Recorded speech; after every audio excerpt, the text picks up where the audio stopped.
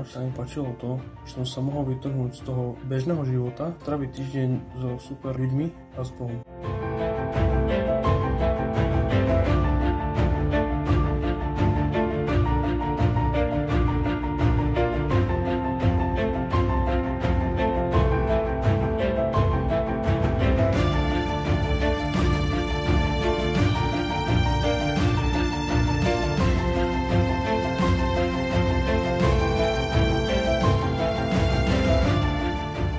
Ahojte, ja som Zdenka. Mali sme tam také živé sväté omše, sme tam spievali, dobre sme sa porozprávali všetci, vznikli tam nové priateľstvá, rozhovory.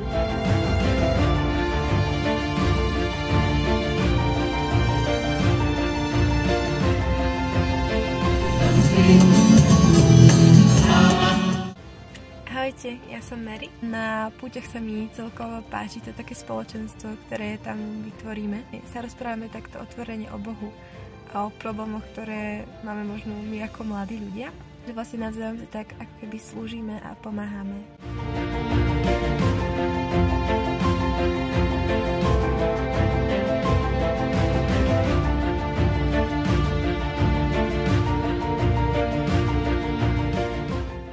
Púť do Gaboltova je miestom stretnutia, je miestom obnovy, je miestom rastu.